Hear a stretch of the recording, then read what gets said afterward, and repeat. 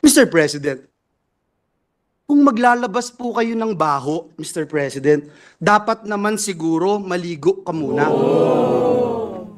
Ang masaklap po, Ginoong Pangulo, sa kabila po ng track record na ito ni Mr. Zaldico, ang masaklap po, inappoint po siya ng Kamara de Representantes bilang tagapagbantay ng kaban ng bayan.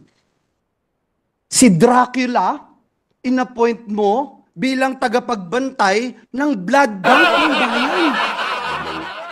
Pero tanan magsunan mo sampiak here we go again boy America Duterte loyalist magingon nga kung adunay nahidugmo tungod sa tumang kakapod kaluya ang imong mga pulong may magadasig kanya sa pagtindog. Mga kasampiak, kayo mulit-mulit kong inanyayahan na magsampiak mo lang itong munti kong channel. At kung saan mo kayo sa mundo, sanay nasa mabuti kayo kalagayan. Mabuhay po tayong lahat. Time check. It is now 7:48 in the morning.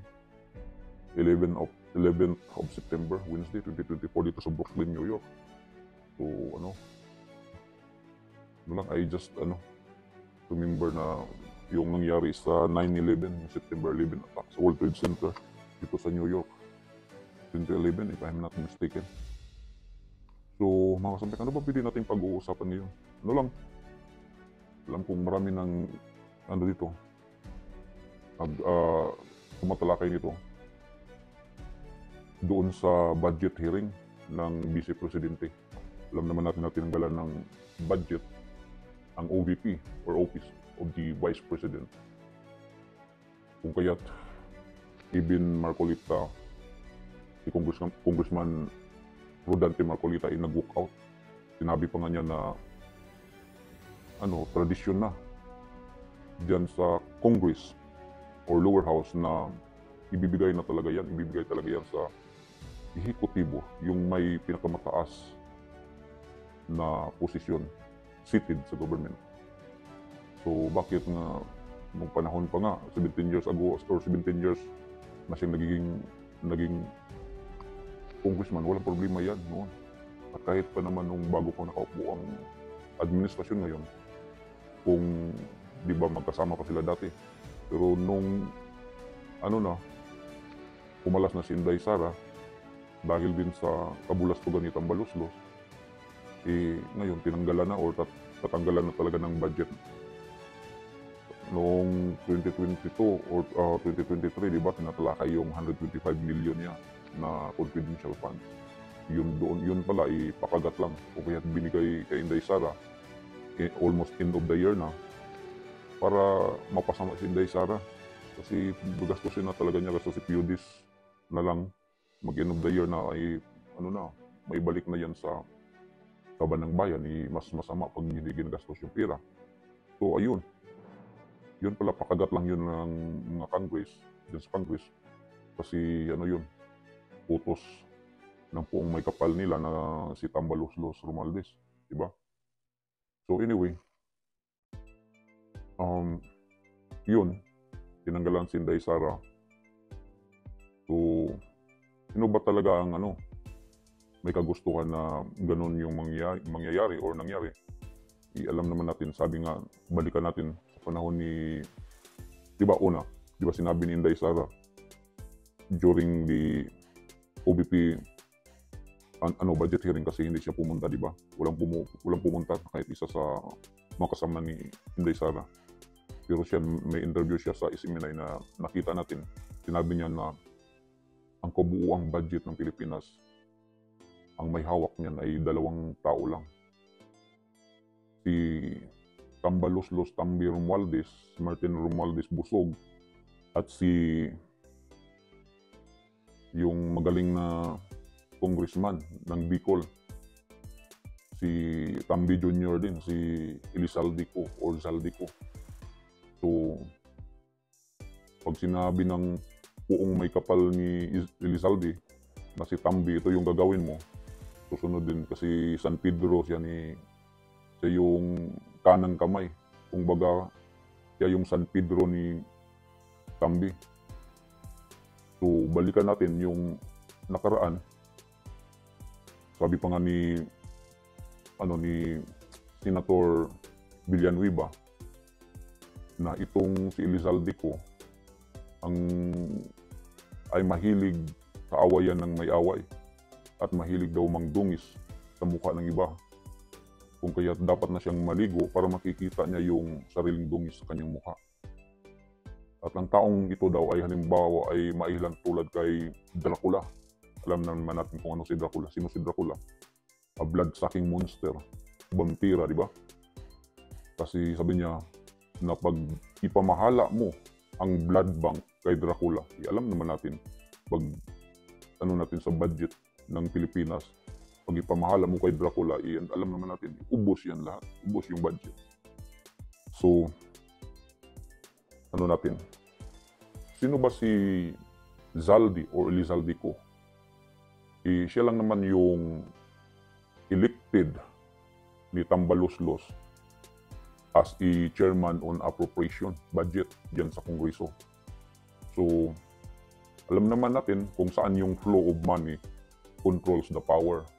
Kung kaya yung pong may kapal nila na si Tambi Romualdez Martin, pag sinasabi niya, o ito, kanang kamay ko, Elizalde Co, ito yung gagawin mo.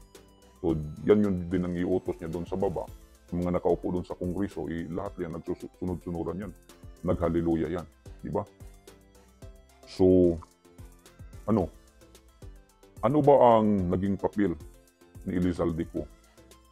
Bakit ba sinabi ni Inday Sara na ang Pilipinas, ang kabuuang budget ng Pilipinas, nasa 2 tao lang. Ni Tambi Jr., Tambaloslos din siya si Elizalde Co, at ni malaking Tambaloslos na si Romualdez. So, we will go back. Noong September 16, 2013, sinabi ng press reader Manila Times na ito si Elizalde Co, isa itong big-time contractor. Siya yung owner of the SunWest Corporation. Tapos, he made his wealth through construction of DPWH project during the Arroyo administration. Sabi ng press reader Manila Times na involved si Zalde Co sa mga anomalya na tinatawag na PDAF, Priority Development Assistance Fund, or pork barrel scam, na kinasangkutan naman ni Janet Napoles. Si Zalde Co umano, or yung SunWest Corporation na contractor company niya, ang nakakuha ng mga malalaking proyekto na galing sa pork barrel ng mga congressmen at senators.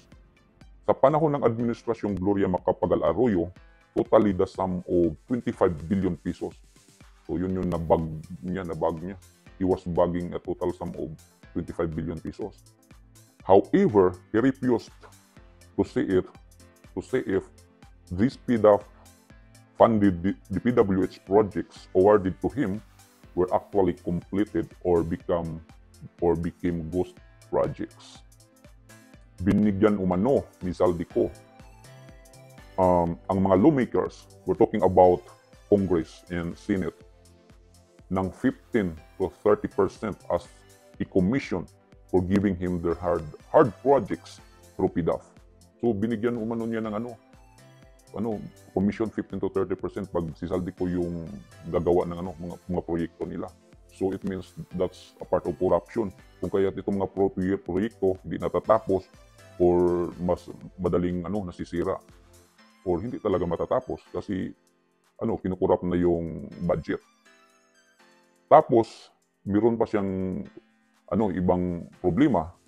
After naman noong sa PDAF, sa panahon naman ni Tatay Digong, sa panahon ng pandemic, sa panahon ng COVID, alam naman natin yung Parmali issue, nasangkot na naman siya yung SunWest Development and Construction Company ni corporation ni Zalde Co. So from construction company, dito naman siya pumasok. Kinuha naman niya yung kontrata dito sa mga PPA.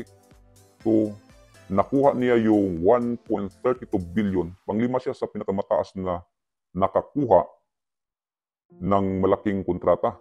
At meron pang isa, yung GB of SunWest Construction and Development Corporation na nakakuha din ng 764 million. Hindi natin alam, baka itong GB ay joint venture sa kanyang SunWest. Pero siguro, kasi sa parang contractor din to, company katulad ng sa kanya, parang construction din ito eh. So, dito? Si Zaldico, ano ba to? Ang problema or issue naman nito ay overpriced yung mga PPE, yung tinatawag na personal protective equipment, katulad ng mga N95, mga surgical mask, ganun. Yung mga sa mga frontliners natin diyan sa hospital. Kasi kailangan natin. So samantalang maraming namamatay, maraming kinukulang yung iba ng mga PPEs habang tayo we were suffering. Ito kinakat kong or ino-overprice itong mga PPE. Kung baga walang pakialam si Tambi Junior Elizaldico, ang magandang lalaki, ang honorable diyan sa Bicol. So, sa latest naman yan na problema, dito issue naman, so from construction sa DPWH, sa PDAF, down to pandemic, yung mga PPE, sa Parmali, dito naman ngayon, sa panahon ng administrasyon ni Marcos, kay Inday Sara naman, alam naman natin na si Inday Sara yung former head dyan sa DepEd or Department of Education. Dito naman, pinasok na naman niya. So lahat ng mga departments, nakuha na niya. So sa latest issue niya, ay yung overprice naman ng laptop dyan sa DPWH, sa DepEd. So bali daw, 2.4 billion pricey and outdated laptops yung nakuha naman ng ECDC or Southwest Construction and Development Corporation na pinagmamayari ni Zaldico, yung magandang lalaking congressman dyan sa Bicol, yung chairman on appropriation, yung kanang kamay ni Tambi. So from Construction and Development Corporation, diba? Alam natin na from infrastructure project, supposedly, and now engaging naman siya sa laptop. Dito naman siya sa mga school supply. Ganun. So, sabi pa nga ng COA, Commission on Audit, na dapat i-blacklist na, ma-blacklistin na itong company niya. Kasi when it comes to, dealing with government for seemingly irregulated deal. So, talaga, daming anomalya si yung kanang kamay. Yung tinatawag ni Villanueva na Dracula ng Pilipinas. At sabi din ni Inday Sara na sila lang yung may hawak ng kabuuang budget ng Pilipinas.